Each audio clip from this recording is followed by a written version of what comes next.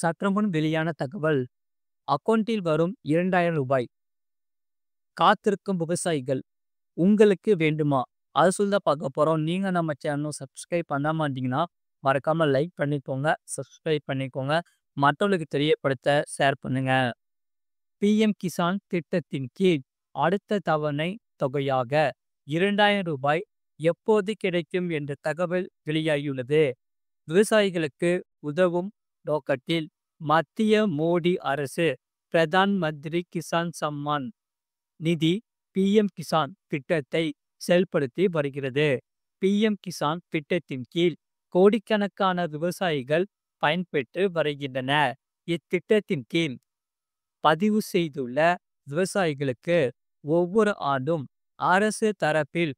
6000 நிதி உதவி வழங்கப்படுகிறது. ஒரு தவணைக்கு தலா ரூ. 2000 வீதம் ஒரு ஆண்டில் மொத்தம் 3 தவணைகள் வழங்கப்படுகின்றன. நம் நாட்டில் எந்த ஒரு தகுதியுள்ள விவசாயியும் இந்த திட்டத்தின் பலன்களை இழக்காமல் இருப்பதை அரசு உறுதி செய்கிறது. எனவே புதிய விண்ணப்பங்கள் தொடர்ந்து ஏற்றுக்கொள்ளப்பட்டு தகுதியுடையவர்கள் என கண்டறியப்பட்டால் பயனாளிகளின் பெயர்கள் பட்டியலில் சேர்க்கப்படுகின்றன. ஒருவேளை நீங்கள் இன்னும் விண்ணப்பிக்கவில்லை என்றால் உடனடியாக விண்ணப்பிக்கலாம். பிஎம் கிசான் திட்டத்தின் கீழ் 19வது தவணையை பெற்ற பிறகு விவசாயிகள் அடுத்த 20வது தவணைக்காக ஆவலுடன் காத்திருக்கின்றனர். எனவே பிஎம் கிசான் திட்டத்தின் கீழ் 20வது தவணை பணம் எப்போது வரும், அதை சரிபார்ப்பது எப்படி, அதற்கு முன் என்ன செய்ய வேண்டும் போன்ற விவரங்கள் பற்றி நீங்கள் கட்டாயம் தெரிந்து கொள்ள வேண்டும். பிஎம் கிசான் திட்டத்தின் 20வது தவணை ஜூன் மாதத்தில் வழங்கப்படலாம் என்று எதிர்பார்க்கப்படுகிறது. ஏனெனில் இந்த திட்டம் தொடங்கப்பட்டதிலிருந்து வழக்கமாக ஜூன் மாதத்திலேயே தவணை வழங்கப்படுகிறது. ஜூன் மாதத்தில் 19வது தவணை வழங்கப்பட்டு 4 மாதங்கள் ஆகின்றன. இருப்பினும் அதிகாரப்பூர்வ தேதி அறிவிப்பு இன்னும் வரவில்லை. எனவே விவசாயிகள் அதிகாரப்பூர்வ போர்ட்டலில் தொடர்ந்து சரிபார்க்க வேண்டும். பிஎம் கிசான் திட்டத்தின் பயன்பெற விண்ணப்பதாரர்கள் பின்வரும் தகுதி அளவுகோல்களை பூர்த்தி செய்ய வேண்டும். விண்ணப்பதாரர் ஒரு விவசாயியாக இருக்க வேண்டும். சாகுபடிக்கு ஏற்ற நிலத்தை கொண்டிருக்க வேண்டும். விண்ணப்ப செயல்முறையை நிறைவு செய்யும் சிறு மற்றும் குறு விவசாயிகள் மட்டுமே இந்த திட்டத்திற்கு தகுதியுடையவர்கள் ஆவர். விண்ணப்பிக்கும் விவசாயிக்கு அதிக நிலம், பொதுவாக 2 ஏக்கர் அல்லது அதற்கு குறைவாக இருக்கக்கூடாது. வருமான வரி செலுத்துபவராக இருக்கக்கூடாது. எந்த ஒரு அரசியலமைப்பு பதவியிலும் பணியமர்த்தப்பட்ட வரார்களோ அல்லது ஓய்வு பெற்றவராகளோ இருக்கக்கூடாது.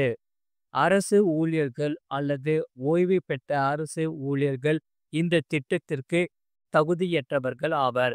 பிஎம் கிசான் திட்டத்தில் பயன்பெற விவசாயிகள் கட்டாயம் கேஒய்சி சரிபார்ப்பு செய்திருக்க வேண்டும். இத்திட்டத்தின் பட்டியலில் பெயர் உள்ள அனைத்து விவசாயிகளும் தாங்களாகவோ அல்லது ஏதேனும் ஒரு வாடிக்கையாளர் சேவை மையத்தை பார்வையிடுவதன் மூலமாகவோ கேஒய்சி சரிபார்ப்பு செயல்முறையை முடிக்க வேண்டும்.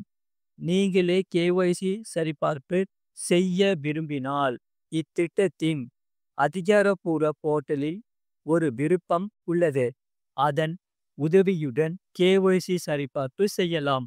முதலில் பிஎம் கிசான் திட்டத்தின் www.pmkisan.government.in அதிகாரப்பூர்வ போர்ட்டலை திறக்கவும். இப்போது முகப்பு பக்கத்தில் ஃபார்மர் கார்னர் என்ற பிரிவில் பெனிஃபிஷரி லிஸ்ட் என்ற விருப்பத்தை கிளிக் செய்யவும். இப்போது உங்கள் மாநிலம், மாவட்டம், வட்டம், தொகுதி மற்றும் கிராமம் போன்ற தேவையான அனைத்து தகவல்களையும் தேர்ந்தெடுக்கவும். இந்த தகவல்களை எல்லாம் நிரப்பிய பிறகு கெட் ரிப்போர்ட் என்ற விருப்பத்தை கிளிக் செய்யவும். அதன் பிறகு பயனாளிகளின் பட்டியல் திறக்கும்.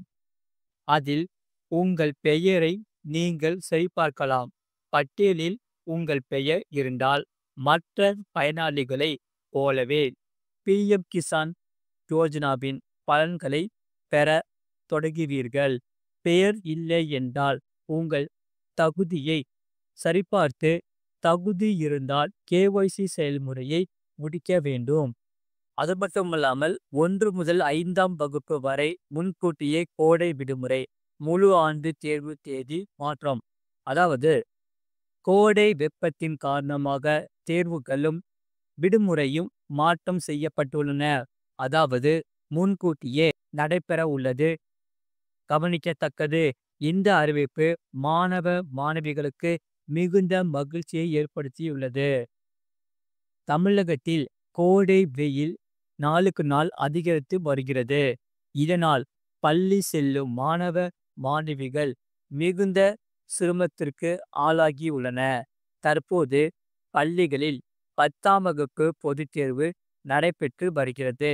ஏப்ரல் முதல் வாரத்தில் 1 முதல் 9ஆம் வகுப்பு வரையிலான மாணவ மாணவிகளுக்கு ஆண்டு இறுதித் தேர்வு தொடங்க உள்ளது. வெயிலின் தாக்கம் அதிகரிப்பு. இதற்கான ஏற்பாடுகள் மும்முரமாக நடந்து வருகின்றன. இந்நிலையில் வெயிலின் தாக்கம் மார்ச் மாதத்திலேயே மிக கடுமையாக இருக்கிறது. மார்ச் மாதத்தில் மிக கடுமையாக இருந்தது. எனவே ஏப்ரல் மாதத்தில் நிலைமை இன்னும் மோசமாக இருக்கும் என தெரிகிறது. இதனை கருத்தில் கொண்டு பள்ளி கல்வித்துறை ஆலோசனை நடத்தி வந்தது. 1 முதல் 5ஆம் வகுப்பு வரை. இந்த சூழலில் பள்ளிகளுக்கு முன்கூட்டியே கோடை விடுமுறை விடுமாறு அறிவுறுத்தப்பட்டுள்ளது. முன்னதாக 1 முதல் 5ஆம் வகுப்பு வரையிலான மாணவ மாணவிகளுக்கு ஏப்ரல் 1 தொடங்கி 21 வரை முழு ஆண்டு தேர்வு நடைபெறவிருந்தது. இந்நிலையில் புதிய அறிவிப்பின்படி ஏப்ரல் 7ஆம் தேதி தொடங்கி 17ஆம் தேதி வரை முடிவடைகிறது. பெற்றோர்கள் வேண்டுகோள். பல்வேறு தரப்பினரின் கோரிக்கைகள் மற்றும் பெற்றோர்களின் வேண்டுகோளை ஏற்று தமிழக முதலமைச்சர் மு.க.ஸ்டாலின் உத்தரவின்படியும் பள்ளி கல்வித்துறை அமைச்சர் அன்பில் மகேஷ் பொய்யாமொழி வழிகாட்டுதலின் அடிப்படியும் தேர்தல்கள் முன்கூட்டியே தொடங்க திட்டமிடப்பட்டுள்ளதாக அரசு தரப்பில் தெரிவிக்கப்பட்டுள்ளது. இதனுடன் திருத்தப்பட்ட தேர்வு அட்டவணையும் இணைக்கப்பட்டுள்ளது. இதுபோன்ற செய்திகளை உடனுக்குடன் அறிந்து கொள்ள மறக்காம சேனலை சப்ஸ்கிரைப் செய்யுங்கள். மற்றவர்களுக்கு தெரியப்படுத்த ஷேர் செய்யுங்கள். அதாவது கீழே ரைட் சைடில் பார்த்தீங்கன்னா ஒரு ஒயிட் கலர் பாக்ஸ் இருக்கும். அதான் சப்ஸ்கிரைப் பட்டன். அதை நீங்கள் சப்ஸ்கிரைப் பண்ணி வச்சுக்கோங்க. பக்கத்தில் பெல் பண்ணி கிளிக் பண்ணி வச்சுக்கோங்க. அப்போ தான் நாங்கள் போகிற வீடியோஸ் எல்லாமே உங்களுக்கு டெய்லியும் காமிக்கும். மற்றவர்களுக்கு தெரியப்படுத்தவும் ஷேர் பண்ணிக்கோங்க.